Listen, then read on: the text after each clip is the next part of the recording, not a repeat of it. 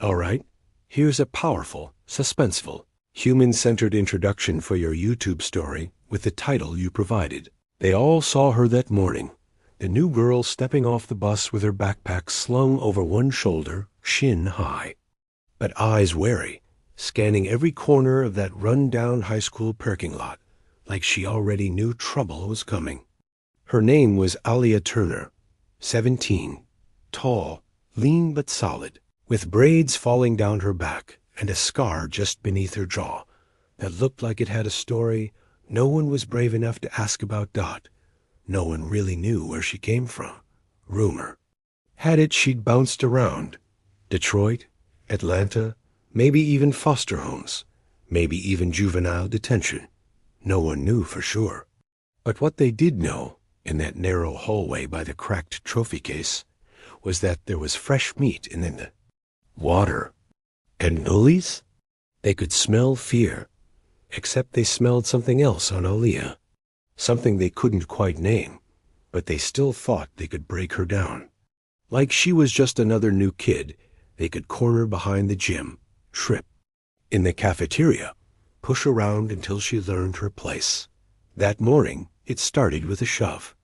Some big kid named Matt, always wearing that same red varsity jacket, thought it'd be funny to stick out his foot as Alia passed. Her books hit the floor. She didn't even flinch, just looked down, picked them up one by one. She didn't look at Matt, didn't yell, didn't cry. That got under his skin more than tears ever would. Next day, it was her locker. Someone jammed gum into the lock so she couldn't open it. She stood there, fingers sticky, while the hallway snickered. But she didn't say a word. She just ripped the gum out with a pencil, cleaned it off with the hem of her hoodie, and went to class like nothing happened. Each day, they pushed harder. Snide comments about her braids. Ugly jokes about her mom, though nobody even knew if she had one around. Some of the teachers looked the other way. Some of the kids laughed because it was safer than standing up. And through it all, Alia didn't swing, didn't snap, didn't give them the explosion they wanted, but she was watching. Every smirk, every push, every cruel whisper behind her back. What they didn't see were her hands, how they flexed. When no one was looking, how her knuckles cracked as if they were aching to remember something she'd promised to forget. What nobody knew was that Alia's uncle back in Atlanta had been a boxing coach. That every night after middle school, when other girls were doing homework or scrolling through their phones, Alia was in a garage gym, wrapping her hands in worn tape, pounding a heavy bag until her bones hummed. He'd taught her how to stand her ground, how to keep her chin tucked, how to listen for the breath of someone who thought they were faster than her, how to get back up when you hit the ground, because you always would. But she'd promised herself she'd never need that again. She'd promised her grandma she'd keep her fists to herself, that she'd try to be normal, to blend in, to be the girl who got good grades and stayed out of the way. And for a while, she really tried, until that Wednesday. The cafeteria was loud, trays clattering, kids shouting across tables, the smell of stale pizza and cheap milk in the air. Alia was by herself, same spot by the window where she could see who was coming. She'd just unwrapped her sandwich when Matt and his crew closed in. It started with words, the same old garbage, telling her to smile, calling her ghetto, making cracks about where she was from. But then one of them, Tyler, a kid with the slick hair and the cruel eyes, grabbed the edge of her tray and dumped it on her lap. Cold milk, soggy bread, mustard smeared down her hoodie. She froze. The whole room went silent, like everybody knew this was the moment. This was when the new girl would finally break, but she didn't. Not yet. She stood up, calm, slow, brushing crumbs off her sleeves. She locked eyes with Tyler, and there was something in her stare that made him laugh, but it wasn't a real laugh. It was nervous. He didn't see her hands slip into her pockets, her fingers balling up so tight Her nails dug into her palm. Later, they'd say they didn't see it coming. How could they? She'd been so quiet, so easy to poke and push. But they didn't know Alia's rule. She never threw the first punch. Never. But once that first punch landed on her, all bets were off. And that's exactly what Tyler did. He shoved her, hard enough to make her stumble into a chair. She caught herself, stood back up, didn't blink.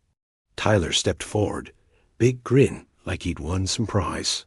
He raised his hand, maybe to shove her again. Maybe worse, Dot, but Alia moved first this time. And the cafeteria would never forget what happened next.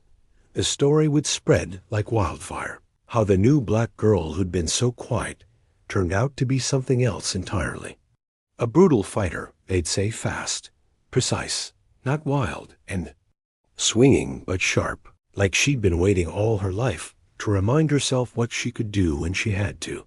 But in that moment, as Tyler stumbled back with a busted lip and Matt lunged in to grab her, Alia's eyes flicked up, not scared, not even angry, just clear. Ready, Dot, and as the teacher on lunch duty finally woke up and ran forward yelling her name, Alia knew something deep in her bones. There was no going back now. Outside that same afternoon, while everyone was buzzing about the fight, a kid named Jamal, a quiet black teen who usually kept to himself, was on the bus ride home. He didn't know Alia yet. He hadn't seen the fight, but he was about to make a choice that would change everything for him too. There was a pregnant white woman standing by the bus doors, looking so tired she could barely hold her grocery bag. No one moved. No one cared. But Jamal did. He stood up, gave her his seat without a word. Just a small thing. A kind thing. What he didn't know was that she was holding a note, folded, old, like she'd written it days ago, not sure who it was meant for until she saw him. She slipped it into his palm, her eyes wet, her voice a whisper. "You have no idea what you've done for me." By the time Jamal unfolded that note, the bus was pulling away, the rain streaking down the windows. Alia was sitting alone in the principal's office, and two stories that seemed worlds apart were about to collide in ways no one could see coming yet. And in that note, a promise that would flip Jamal's life upside down, and maybe, just maybe, cross his path with the girl everyone thought they could break. But that part of the story, how the fighter and the boy with the seat would change each other's lives, well, that's something you'll have to see for yourself in what happens next. Because this is only the beginning. And the storm? It's just getting started. Jamal sat on the bus long after the woman got off, her seat still warm beside him. He kept turning the note over in his hands, feeling its soft edges go damp from his sweaty palms. He hadn't even read it yet. Something about the way she'd pressed it into his hand made him feel like he shouldn't open it right there, with all these strangers leaning against metal poles and staring out dirty windows. He tucked it into his pocket instead, the words heavy before he even knew what they said. He got off 2 stops later than usual. It was drizzling by then. The late afternoon sky cracked open just enough to let the rain mist his face. He walked, slow, backpack hanging low, shoes squeaking with each step. He lived with his grandma in a 2-bedroom apartment that smelled like fried okra and old books. She was probably waiting by the window like always, wondering if he'd brought home any new trouble. He hated worrying her, but his mind kept drifting to that girl everyone was whispering about. He'd heard it through the grapevine already. The new black girl, Alia Turner, throwing hands in the cafeteria like she was in a ring. Some kids were calling her crazy. Some said she was just defending herself. Jamal didn't know which was true. All he knew was he'd seen that look before. The look of someone who'd been backed into a corner so many times they forgot how to step away. Inside his room, Jamal finally sat on the edge of his bed and unfolded the note. The paper was wrinkled and smelled faintly of roses, or maybe it was just his imagination. The handwriting was neat, but a little shaky. "Dear stranger, you gave me hope today. I was about to give up, but you reminded me that people still care. Please don't ever think you don't matter, because you do. Check your email tomorrow. I left you something. Trust me." He read it twice, then 3 more times. It didn't make sense. He didn't even know her name. He checked his phone. No new emails yet. Just the same old junk college flyers. Discount coupons. One message from his friend Reggie, asking if he'd heard about the fight. Jamal dropped his phone on the bed. He stared at the ceiling, listening to the muffled voices coming through the thin wall from his grandma's TV. He wondered what Alea was doing right now. He imagined her sitting in some dusty principal's office, arms crossed, a fresh bruise, blooming on her forearm from where that big kid grabbed her. Maybe she'd get suspended, maybe worse. He knew how schools worked. You fight back. They don't care why you did it. At school the next morning, the whole building buzzed like a beehive. It didn't matter if you were in homeroom, gym, or hiding out in the library. Everyone was talking about her. Some said they saw her punch Tyler so hard he fell over a table. Others swore she ducked 2 of Matt's swings like she was dodging slow-motion bullets. Every detail got bigger and messier the more it spread. Jamal kept to his routine. Head down, headphones on, hands in his hoodie pocket. But in the hallway by the lockers, he couldn't help it. He looked for her. And there she was, Alea, standing by the guidance counselor's door. Her hair was pulled back tight, her hoodie was zipped to her chin, and her eyes scanned the hallway like she was bracing for round 2. A security guard hovered behind her like a shadow. They locked eyes for half a second. Jamal didn't smile. She didn't nod. But he saw it, the flicker of something that said she was still holding herself together, piece by piece. All through math class, Jamal's mind bounced between the girl and the note. He pulled out his phone and checked his email again. Nothing. His teacher called his name twice before he realized he was supposed to be solving a problem on the board. He mumbled an excuse, the other kids giggling under their breath. When lunch came, he didn't go to the cafeteria. He slipped outside instead, found a spot behind the science wing where the janitors stacked old broken desks and rusted trash cans. He leaned against the wall, phone in hand, thumb refreshing his inbox over and over. Then, finally, a ping. The email was from an address he didn't recognize. No subject line, just a link. His heart thudded. For a split second, he thought about how dumb this was. What if it was a scam? But the note in his pocket felt like a weight pulling him forward. He clicked it. The page that opened was simple. Just a letter, typed out like it was waiting for him alone. It was from the woman. Her name was Maggie. She said she'd been going through the worst time of her life, broke, alone, scared of what came next. She'd been standing on that bus, exhausted, ready to give up. Jamal giving her that seat reminded her she mattered, that strangers could still show kindness. But the part that made him freeze was the end. Maggie said she came from money, not the flashy kind, but the kind that sits quiet in an old bank account, waiting for someone to do something good with it. She wrote that she'd set up a scholarship in his name. Enough to get him through college. Enough to help his grandma, too. Jamal read it again, out loud this time, the words stumbling off his lips like they couldn't be real. He thought of his grandma, her hands rough from cleaning offices every night. He thought of all the times he'd said no to himself because there was never enough. Now, out of nowhere, one small moment on a bus was about to change everything. But even as his chest swelled with a strange hope, something in him twisted. He knew life didn't just hand you blessings without asking for something in return. He didn't trust luck. Not yet. He tucked his phone away, kicked a piece of gravel across the asphalt, and told himself to wait and see. Inside, Aliyah was back in class. The principal had suspended her for 3 days, but she showed up anyway, said her grandma needed her in school, not sitting at home. The teachers didn't know what to do with her, so they let her stay, eyes flicking to her every time the class got too loud. She didn't talk to anyone.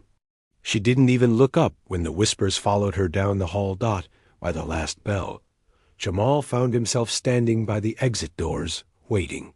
He didn't know why, just that he needed to see her. When Aliyah walked past, her backpack slung low, her shoulders tight like she was holding back a storm, he stepped forward. "Hey," he said, his voice cracking a bit. "You okay?" She stopped, looked at him. Her eyes were tired, but there was that same spark, the fighter. "Why you care?" she asked, her voice calm but sharp. "Had to know." "Just, I get it." She stared at him for a moment. That felt longer than it was.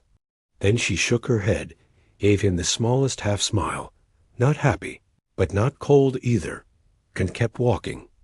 Jamal watched her go, the weight of the note still burning in his pocket, the email waiting in his mind. He had no idea how his quiet kindness would cross paths with her rage, how two kids from the same broken hallways could find each other when they needed it most. But the hallway lights flickered above him like a warning. This was only the beginning. The real fight hadn't even started yet. Jamal barely slept that night. He lay awake staring at the cracks in his ceiling, replaying that moment with Aliyah by the doors. Her eyes stuck with him. How they looked like they'd seen too much for someone her age. How they softened. For just a second, when she realized he wasn't like the rest. He kept his phone under his pillow, checking the email again and again, half afraid it would disappear, like it was too good to be true.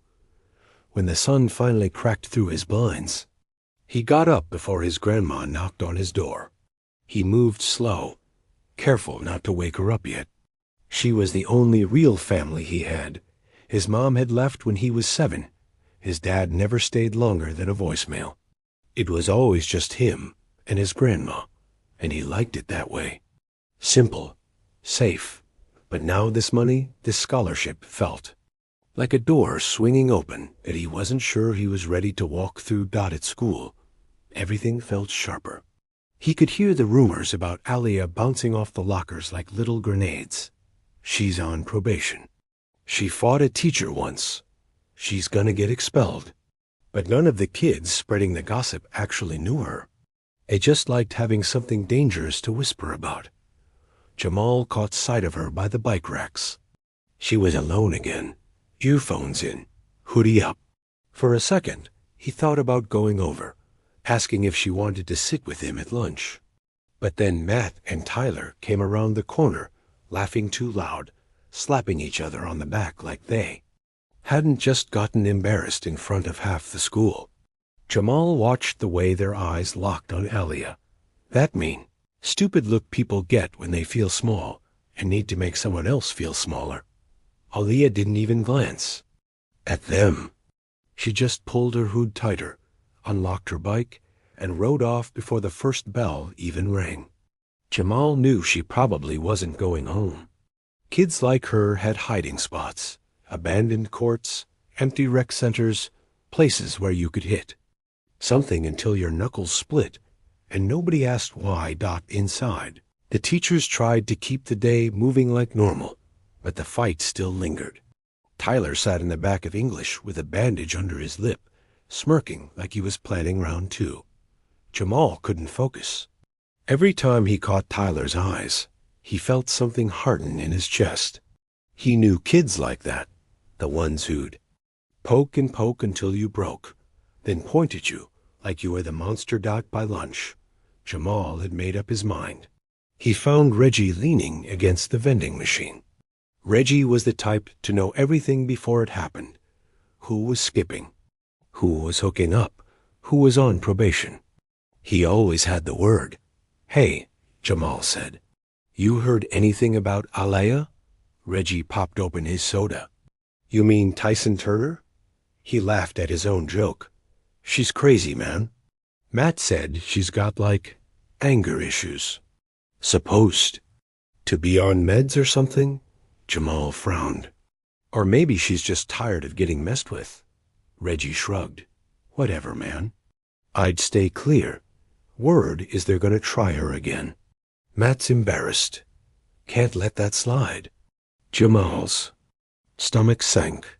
He knew how it worked. The first punch wasn't the end. It was just the start of a war. And Alia was out there somewhere, probably thinking she could handle it alone. Maybe she could. But that didn't make it right. That night, the email came alive in his mind again. He clicked the link from Maggie over and over. It had details. A scholarship, a lawyer's name, some paperwork he'd have to sign. But what really caught him was the last line. "Use this chance. Help who you can. Be the person you were for me." He didn't know what that meant yet, but he felt it buzzing. Under his skin, like an itch he couldn't scratch. The next morning, the rain hit harder. The sky stayed dark long past sunrise. Jamal saw Aliyah on the steps behind the gym, her bike propped up beside her, her knuckles red and raw like she'd been punching the brick wall. He walked over, ignoring the voice in his head telling him to mind his business. "You good?" he asked. She didn't look at him at first. She just flexed her fingers, wincing a little. "Do I look good?" she said, her tone flat. He sat down a few feet away, the cold concrete seeping through his jeans. "You look like you won." That pulled a tiny breath of a laugh from her. Winning don't mean nothing when you still gotta come back the next day. They sat in silence, listening to the rain drip off the rusted metal roof above them. Jamal wanted to tell her about the scholarship, about the note, about Maggie, how one act of kindness flipped his whole world. But it felt stupid next to her fists and scars. "You don't gotta do this alone, you know," he said. Alea's eyes darted to his, sharp and suspicious. "You think you're gonna save me? Is that it?" Jamal shook his head. "No, just, you don't have to swing. And everybody by yourself." She didn't respond, just pulled her hood up and stared out at the cracked asphalt court. But when she finally spoke, her voice was soft, like she was talking to herself more than him. "People only care when you fight back. Otherwise they step over you." Jamal thought of the woman on the bus, how nobody moved until he did. He thought about how small that moment felt at the time, how it changed everything anyway. Behind the gym, Alea slipped her hands into her pockets, shoulders hunched like she was bracing for the next hit. Jamal didn't know how to help her yet, but he knew he had to try Dot by the end of the week. The rumors twisted again. Matt and Tyler bragged about waiting for her at the bus stop. Some kids egged them on, saying they'd bring a couple more boys, just to teach the crazy girl a lesson she wouldn't forget. Jamal heard it all. He kept his head down, but every word burrowed under his skin. The next time he saw Aliyah, she was walking home alone, her bike chain busted and dragging behind her like a broken tail. He caught up to her, holding his umbrella over both of them. "Don't go home alone," he said. "Not tonight." She looked at him sideways, rain dripping off her lashes. "Why you care so much?" He didn't have the right words. He just said, "Because I know what it's like to feel like." Nobody does. Aliyah didn't answer, but she didn't tell him to leave either. They walked the last few blocks together, no words between them except the steady beat of rain on the cracked sidewalk. Somewhere inside him, Jamal knew the real fight was coming, bigger than fists in the cafeteria or a busted bike chain. Bigger than a note from a stranger. He didn't know what Maggie had seen in him on that bus, what she'd meant when she told him to help who he could. But looking at Alia, bruised and stubborn, he had a feeling they were both about to find out. Whether they were ready or not,